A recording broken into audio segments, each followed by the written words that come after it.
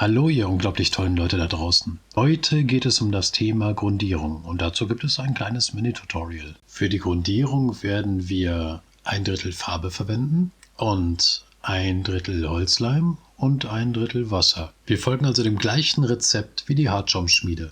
Ich zeige es euch nur einfach mal komplett. Natürlich werden wir hier wasserfesten Holzleim verwenden, denn es wäre schade, wenn uns später die ganze Farbe wegläuft, wenn wir das anmalen.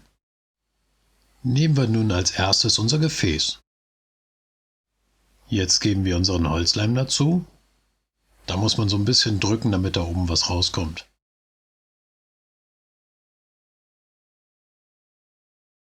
Ein Drittel. Das haben wir geschafft. Jetzt kommt das nächste Drittel dazu, das Wasser.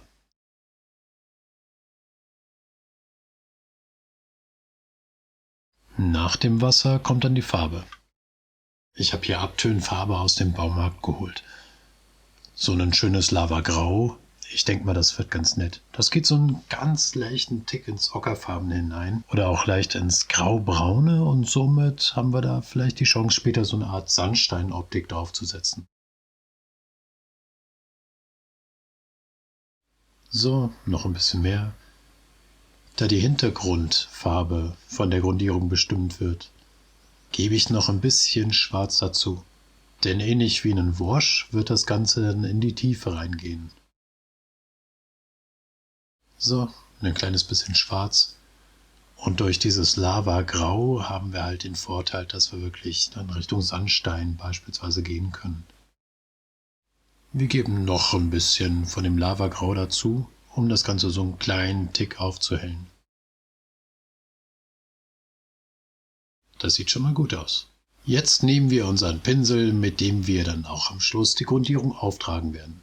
Ich nehme einen, mit dem ich ganz gut auf Fläche arbeiten kann, aber trotzdem noch so ein bisschen in die Details reinkomme. Das Ganze wird schön verrührt. Toll wäre es natürlich auch, wenn man in irgendeiner Form das hinbekommen könnte, dass man so eine Art Marmorierung oder ähnliches reinbekommt. Ordentlich durchrühren, so dass sich alles richtig schön miteinander vermischt. Fertig ist unsere Grundierung. Und jetzt gebe ich euch noch ein paar Sekunden Zeit, um das Ganze zu liken, zu abonnieren und einen Kommentar zu schreiben. Und dann geht's direkt mit dem nächsten Video weiter. Ich werde nämlich die Grundierung direkt dafür einsetzen. Bis dann.